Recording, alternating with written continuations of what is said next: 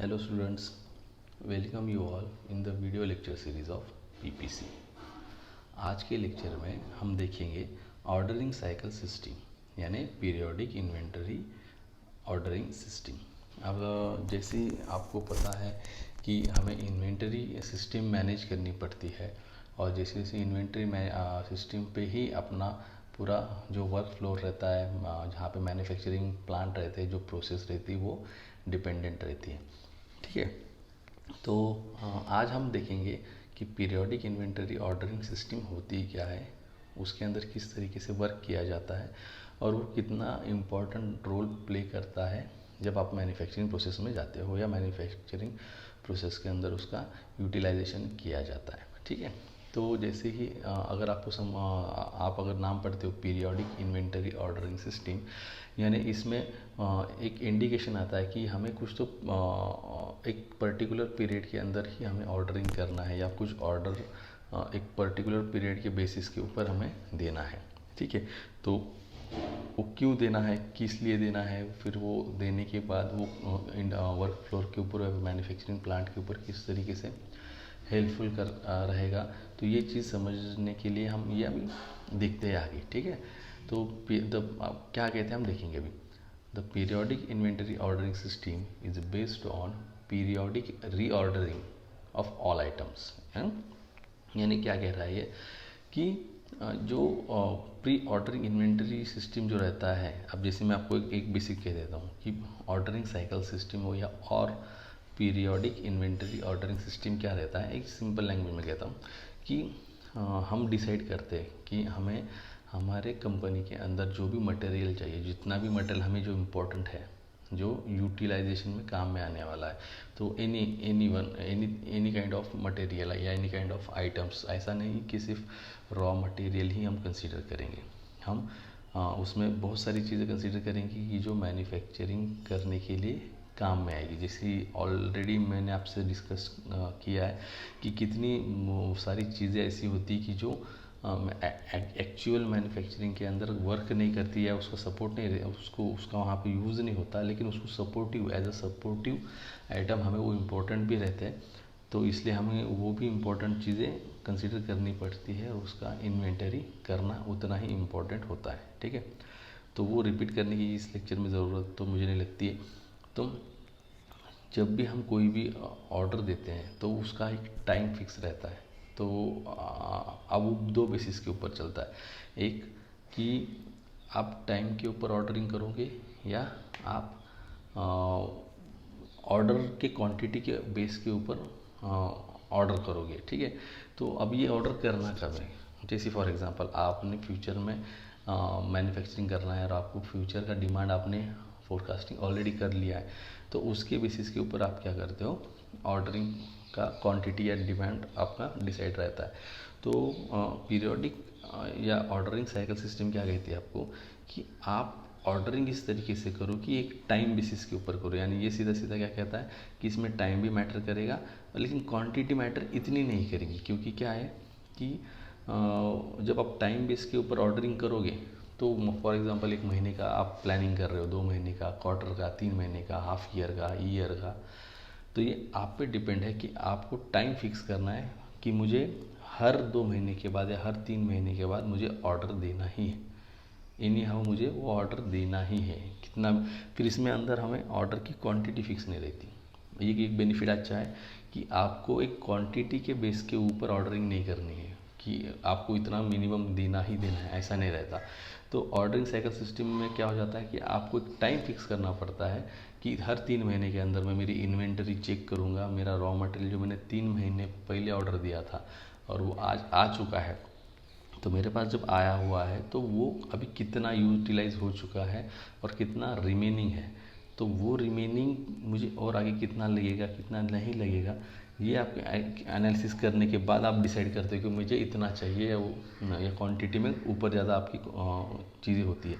तो उस लिए आपको क्या करना है कि एक पीरियड रखना है कि हर मान लो फॉर एग्जांपल कि आपने सोच लिया कि हर 3 महीने में मैं ऑर्डर दूंगा, तो हर 3 महीने में जब आप ऑर्डर दोगे तो आप ये चेक करोगे कि मुझे कितनी क्वांटिटी की ऑर्डर देनी, तो ये फिक्स नहीं रहेगी, ये वैरी रहेगी, कम भी रह सकती है, ज़्यादा भी रह सकती है, डिपेंडिंग ऑन योर स्टॉक, जो अवेलेबल स्टॉक है आपके पास फिलहाल, उसके बेसिस के ऊपर आप क्या करोगे, ऑर्डरिंग करोगे, राइट। तो इनका वही कहना है कि जो पीरियोडिक इन्वेंट्री सिस्टम जो है, ऑर्डरिंग सिस्टम, वो बेस किस पे है, कि जो रीऑर्डर करने वाली आइटम्स पे है, कि रीऑर्डर यानी कि ऑब्वियस चीज़ है कि आप 3 महीने के बाद वही क्वांटिटी इन द सेंस वही आइटम के बारे में आप वापस ऑर्डर दे रहे हो, इसलिए हम उसको रीऑर्डरिंग कह रहे हैं, ठीक है ना। आप नया ऑर्डर तो नहीं दे रहे हो ना, आपका जो क्वांटिटी ख़त्म हो रहा है, जो ऑर्डर आपके पास स्टॉक में था, जो आइटम आपका स्टॉक में था, वो अभी ख़त्म होने आया है, तो ख़त्म होने के बाद आप क्या कर रहे हो, उसको फिर से रीऑर्डर कर रहे हो, ठीक है। Therefore, in this system, orders for replenishment are placed at a fixed intervals of time. जैसे मैंने अभी कहा था इसमें कि जो भी आप ऑर्डरिंग दोगे, ये डिपेंडेंट किस पे रहेगा, ये डिपेंडेंट रहेगा कि आप डिसाइड करोगे कि मुझे एक इंटरवल, रेगुलर फिक्स्ड इंटरवल, यानी जैसे जो भी आप टाइम फिक्स करने वाले हो कि 1 महीने के बाद दूंगा, 2 महीने, तो आपका टाइम फिक्स रहेगा, 3 महीना, फॉर एग्जांपल 3 महीने क्वार्टर वाइज आप ऑर्डर देने वाले हो, तो 3 महीना ऑर्डर आप जब दोगे 3 महीने के बेसिस के ऊपर, तो आप क्या करते हो कि आपका ऑर्डर फिक्स रहेगा कि ये टाइम बेसिस के ऊपर फिक्स रहेगा कि 3 महीने में मुझे ऑर्डर देना ही है, लेकिन क्वांटिटी मैटर नहीं करेगी। The order quantity is not fixed but the ordering interval is fix. जैसे मैंने अभी कहा था कि आपकी क्वांटिटी फिक्स नहीं रहेगी कि आपको कितनी क्वांटिटी आपको ऑर्डर करनी है, रीऑर्डर करनी है, ठीक है, रीऑर्डर कहते हैं हम इसको, तो रीऑर्डर करनी है, ये फिक्स नहीं रहेगी, आपका टाइम फिक्स रहेगा, हर 3 महीने के बाद आपको ऑर्डर तो देना ही देना है, ये आपके माइंड में रखना ही है कि आप कि जितना क्वांटिटी मेरे पास है, तो आपको एक 3 महीने के बाद आप सर्विंग भी करोगे, आप अपना जो स्टॉक है उसको आप रीचेक कर सकते हो कि मेरे पास कितना अवेलेबल है, कितना नहीं है, तो ये भी एक बेनिफिट हो जाता है आपको ऑटोमेटिकली कि आपके पास कितना स्टॉक में है और कितना ज़रूरत लगने वाला है, तो आपका इनडायरेक्टली वो इकोनॉमी पे इफ़ेक्ट करेगा कि अगर आपके पास ऑलरेडी स्टॉक में मटेरियल बहुत सारा पड़ा हुआ है, फिर आपको ऑर्डर देने की ज़रूरत ही नहीं करेगी ना, तो ऑर्डर नहीं दोगे तो आपका इनडायरेक्टली आपका क्या हो रहा है, जो इकोनॉमी हो रही थी आपकी, जो वेस्ट एक्सपेंडिचर जो होने वाले थे, तो वो होगी नहीं, ठीक है। तो जैसे आपका भी दिख रहा है आपके सामने जो स्क्रीन के ऊपर कि जो भी ग्राफ दिख रहा है आपको, एक मिनट आपको मैं दिखाता हूँ,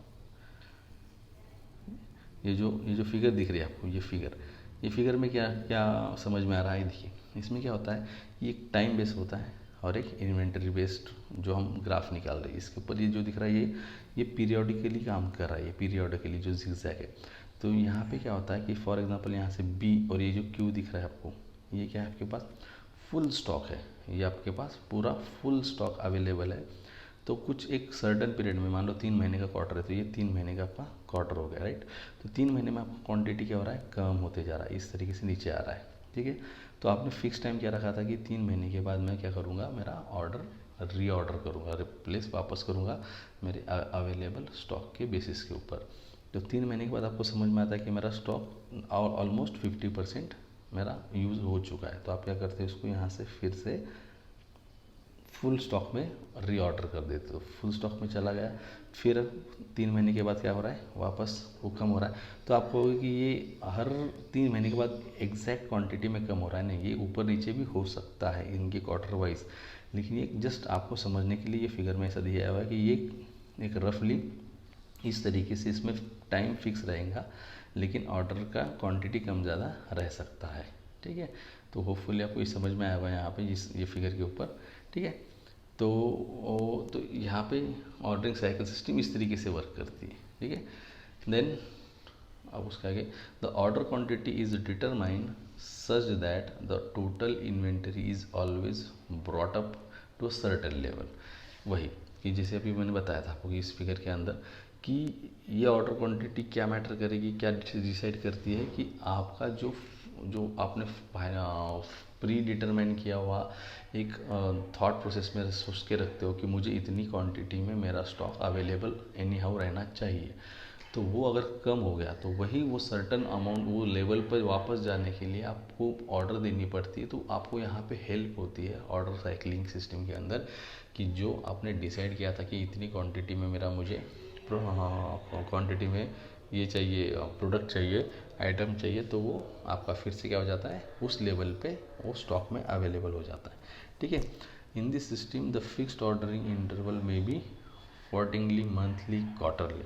इसमें आपको कहा था कि इसमें क्या हो जाता है कि जो आपको टाइम फिक्स करना है, जो रेगुलर इंटरवल के बाद आपको जो ऑर्डरिंग देनी चाहिए, डिपेंडेंट रहता है कि ये फोर्टनाइटली होता है, मंथली रहेगा, क्वार्टरली रहेगा, यानी कुछ दिनों का रहेगा, 10 दिनों का, 15 दिनों का, कुछ महीने का रहेगा, कुछ क्वार्टरली रहे 3 महीने का रहेगा, हाफ ईयर का रहेगा, ईयरली रहेगा। ये डिपेंडेंट रहेगा आप किस बेसिस के ऊपर ऑर्डर देना चाहते हो। ठीक है। Then order quantity is decided by considering the balance stock. जो बार बार वही कह रहा हूँ कि आप कब ऑर्डर दोगे, जब आपके पास जो ऑर्डर आपके पास जो क्वांटिटी है, जो स्टॉक अवेलेबल है, जो बैलेंस है आपके पास, उसके बेसिस के ऊपर ही आप क्या करोगे, ऑर्डर दोगे। फॉर एग्जांपल आप हर महीने के बेसिस के ऊपर अगर आप ऑर्डरिंग देने वाले हो, तो हर महीने में अगर आपके पास आप 500 क्वांटिटी का ऑर्डर रख रहे हो कि स्टॉक में मुझे 500 क्वांटिटी, ये मेरी फुल क्वांटिटी रहनी चाहिए, तो हर महीने के बाद आपको लग रहा है कि मेरा 100, 200, 250 का क्वांटिटी ख़त्म हो रहा है, तो वहाँ पे डिपेंडेंट ये रहेगा कि जितनी क्वांटिटी कम हुई उतनी ही ऑर्डर दे, क्योंकि आपका साइकिल प्रॉपर तरीके से चलेगा। नहीं तो क्या होगा कि आप ऐसा सोचोगे कि मुझे फ्यूचर में और अच्छी डिमांड आ रही है और अभी फ़िलहाल तो रेट कम मिल रहा है, तो मैं लेके रख लेता हूँ रॉ मटेरियल। तो मान लो 250 आपका ख़त्म हो गया, 250 आपके पास स्टॉक में अवेलेबल है, और अभी आप क्या करो और 500 के ऑर्डर दे दो, तो ओवरऑल आपके पास 750 का स्टॉक आ गया। तो 750 का स्टॉक आ गया तो आपको ये लगेगा कि मैंने तो बहुत चीज़ें कम रेट में ख़रीद के रख लिया, अब मुझे प्रॉब्लम नहीं आएगा। प्रॉब्लम नहीं आएगा ऐसा नहीं रहता। होता क्या है कि बहुत माइन्यूट चीज़ें जो रहती है कि वो मिस कर देते हो आप, और उसकी वजह से क्या हो जाता है कि आपकी इकोनॉमी में थोड़ा सा फ़र्क गिरता है। फॉर एग्जांपल अगर आपने 750 का स्टॉक अभी आपके पास अवेलेबल है, लेकिन आपका तो जो आपने टारगेट रखा था कि मुझे सिर्फ 500 क्वांटिटी ही रखनी है हमेशा मेरे पास, तो जब 500 क्वांटिटी हमेशा आपके पास रहती थी तो तब आपके पास वो उतनी जगह थी अवेलेबल 500 क्वांटिटी के लिए। अब आपके पास 250 क्वांटिटी एक्स्ट्रा आ गई, तो ऑब्वियस चीज़ है, 250 क्वांटिटी एक्स्ट्रा जब आ गई है तो आपको 250 के लिए स्टॉक रखने के लिए जगह भी उतनी बड़ी करनी पड़ेगी, फिर उसका कॉस्टिंग भी उतना ही पड़ेगा, उसको मेंटेन करने के लिए भी कॉस्टिंग उतनी ही पड़ेगी। तो हर चीज़ में 250 गुना आपका क्या हो रहा है, इकोनॉमी के ऊपर फ़र्क गिर रहा है। तो होता क्या है कि आपकी पॉलिसीज चेंज हो जाएगी, आपके जो इंश्योरेंस निकाला था आपने वो चेंज हो जाएगा। अगर कोई रेंट पे चीज़ ले रहे हो आप जगह की जहाँ पे आप स्टॉक रखने वाले हो, तो उसका रेंट भी आपको एक्स्ट्रा भरना पड़ेगा। तो ये बहुत सारी चीज़ें होती हैं कि जो बहुत बारीक बारीक चीज़ें होती हैं जो इफ़ेक्ट करते हैं इनडायरेक्टली आपके कॉस्टिंग के ऊपर। ठीक है। तो इसीलिए ये पीरियोडिकली जो अपनी ऑर्डर साइकिल है तो ये ऑर्डर क्वांटिटी साइकिल आपको हेल्प करती है कि आपको किस तरीके से आपका वर्क या स्टॉक मेंटेन करना है without affecting your economic cost of product. ठीक है ना। तो ये चीज़ें होती है, तो ये इतनी इंपॉर्टेंट चीज़ें इसके अंदर होती है। तो सेम चीज़ें जो मैं आपको बता रहा था कि इसके बाद फिर आप उसका एडवांटेजेस देखेंगे, डिसएडवांटेजेस देखेंगे। ठीक है। तो advantages of ordering cycle system क्या कह रहा है कि the main advantage of this system over the two bin system. ठीक है। The main advantage of this system over the two bin system is that all orders for replacement are issued at the same time. अभी होता क्या है देखो कि इसका main advantage क्या है इस ऑर्डरिंग साइकिल सिस्टम का, कि ये आपका कोई इशू क्रिएट ना करते समय आपका जो भी रहेगा वो एक ऑर्डर टाइम पे, एक फिक्स्ड टाइम पे आपको ऑर्डर देने को हेल्प करेगा, जिसकी वजह से क्या हो जाता है कि ये सिस्टम में आपको कोई मान लो कि कुछ हज़ार्डस या कुछ इफेक्ट गिरेगा, ऐसा कुछ चीज़ होने के पहले ही बचा लेता है। फॉर एग्जांपल आपको जैसे मैंने अभी दिया था एग्जांपल कि 500-700 का जो क्वांटिटी आपने डिसाइड किया और 700-800 का आप ऑर्डर दे रहे हो, तो वो आपको वहाँ पे क्या करेगा, हेल्प करेगा कि इतने ऑर्डर दोगे तो आपका इकोनॉमिकली आप पे इफेक्ट गिरेगा। ठीक है। तो वो बचाने के लिए भी ऑर्डरिंग साइकिल सिस्टम हेल्प करता है। Then ordering mechanism is regular and subordinate to warning signals from the stores. ठीक है, अब ये भी एक अच्छी सिस्टम रहती है कि ये क्या करती है कि फॉर एग्जांपल मैन्युफैक्चरिंग करते समय आपको पता ही नहीं कि आप मैन्युफैक्चरिंग की क्वांटिटी बढ़ाते जा रहे हो, तो आप रॉ मटेरियल भी लेते जा रहे हो स्टॉक से और काम करते जा रहे हो, और इस ड्यूरेशन के बीच में आपको भूल जा रहे हो आप कि मेरे पास स्टॉक में कितनी चीज़ अवेलेबल है और नहीं है। तो वो चीज़ें होती रह रही है, तो ये आपको एक स्टोर्स से समझ में आ जाएगा, वहाँ से इंडिकेशन आ जाएगा कि हाँ अभी तक आप इतने स्टोर्स में से आपने रॉ मटेरियल ले लिया है, इतनी क्वांटिटी में आपने ले लिया है, लेकिन अभी मेरे पास इतना ही अवेलेबल है। अगर फ्यूचर में आपको कंटिन्यूसली वर्किंग करना है तो स्टॉक अभी अपने को वापस रीऑर्डर करनी पड़ेगी। यानी एक सिग्नल तरीके से आपको स्टोर से एक सिग्नल आ जाएगा कि मेरे पास इतना स्टॉक अवेलेबल है, अभी अपने को रीऑर्डर करने की ज़रूरत है। ठीक है, तो ये उसके दो बिगेस्ट दो एडवांटेजेस थे। अब डिसएडवांटेजेस देखेंगे। Usually more stocks is held when this system is adopted than the two bin system. The ordering cycle system may be classified. अब डिसएडवांटेजेस का मीनिंग क्या है कि जो जियो ऑर्डर सिस्टम है ये क्या की जाती है, बिन सिस्टम होती क्या है कि एक बिन सिस्टम एक स्टैंडर्ड सिस्टम यानी जो बेसिक सिस्टम रहेगी, जैसे हम जो रेगुलर यूज़ करते हैं ले कितनी भी क्वांटिटी उठा लो रख लो देखा जाएगा, कम स्टॉक में उठा लो रख लो कहीं पे भी एडजस्ट कर लेंगे, तो इसको हम एक रफ सिस्टम को हम बिन सिस्टम कहते हैं। तो ये सिस्टम एक डिसएडवांटेजेस का टाइप का एक एडाप्टेशन है उसका। तो उन्होंने क्या कहा है कि ऑर्डरिंग सिस्टम आएगा, तो ये बिगेस्ट डिसएडवांटेजेस है उसका। ठीक है, तो उसके बाद आगे देखते हैं कि ये ऑर्डरिंग सिस्टम साइकिल क्या है कि ये भी क्लासिफाइड की गई है दो कैटेगरी में क्लासिफाई की गई। तो एक है all items in one cycle और मल्टी साइकिल्स। अब ये बहुत इंटरेस्टिंग चीज़ है कि ऑर्डरिंग साइकिल दो सिस्टम के ऊपर दो सिस्टम के अंदर डिवाइड की गई है। डिवाइड इन सेंस कि उसको हम सेपरेट करके उसके ऊपर वर्क करते हैं, जिस तरीके से कि all items in one cycle. For example अभी आपको नाम ही आपको बता देगा कि जितने भी आइटम्स आपको आपके मैन्युफैक्चरिंग फर्म के अंदर इम्पॉर्टेंट रोल प्ले करते हैं, जितने भी items n number of items हो गए वो सारे इन वन साइकिल यानी क्या कि जो टाइम आपने फिक्स किया है उस टाइम पे ही आप सारे आइटम्स का ऑर्डर दोगे at a one time.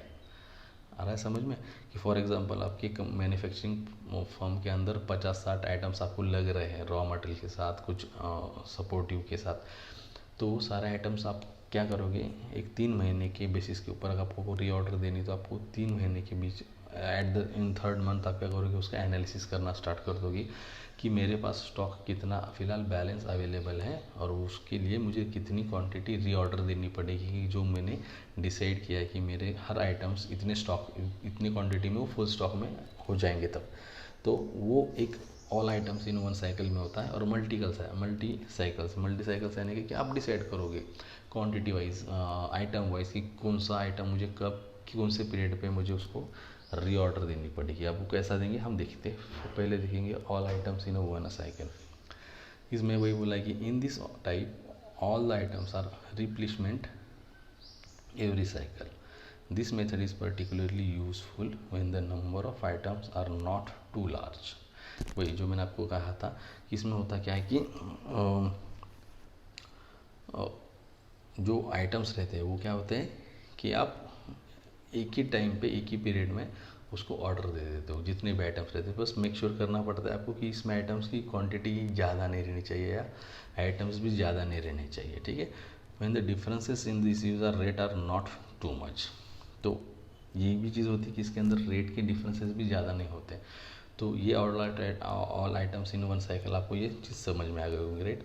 Then multi cycles क्या कहता है, in this type the items are divided into groups and each group has its own ordering cycle. अब इसमें होता क्या है कि जो भी थोड़ी देर पहले कहा था मैंने कि कुछ मल्टी साइकिल्स रहेंगे जिसके अंदर क्या होगा कुछ आइटम्स डिसाइड किए जाएंगे और वो आइटम्स को हम डिसाइड करेंगे कि ये आइटम्स मुझे इतने ही दिनों के बाद चाहिए, इसके बाद ही मुझे ये आइटम्स लगेंगे। तो उसका हम ग्रुप करेंगे और उस ग्रुप को हम ऑर्डर साइकिल के हिसाब से प्लेस करेंगे कि मुझे उसका टाइम फिक्स करेंगे कि 1 महीने 2 महीने 3 महीने के बाद हम उसको ऑर्डर करेंगे नहीं करेंगे। तो ये मल्टी साइकिल के ऊपर डिपेंडेंट रहता है। The groups are formed either by selecting items that have to be ordered from the same vendor और by taking items who use rates are fairly equally. अब मल्टी साइकिल में आपको एक benefit मिलता है कि आप आपके हिसाब से क्वांटिटी भी डिसाइड करते हो, उसका ग्रुप डिसाइड कर लेते हो और आपका टाइम भी डिसाइड करते हो कि मुझे कब उसकी ऑर्डरिंग करनी है। तो ये डिपेंड नहीं रखे, आपको एक फ्रीडम मिलता है कि आप एक ही वेंडर से वो आइटम परचेस करोगे। हमेशा ऐसा ज़रूरी नहीं।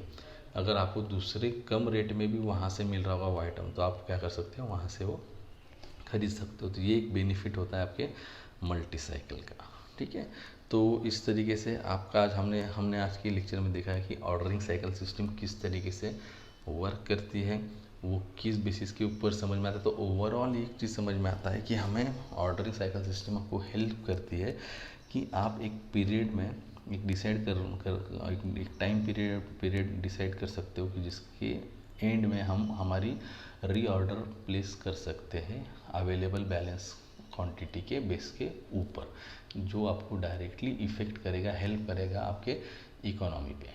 ठीक है, तो ये एक इम्पॉर्टेंट रोल प्ले करता है आपके इन्वेंटरी सिस्टम्स के अंदर। तो मुझे लगता है आज के लेक्चर में इतना ही। Thank you.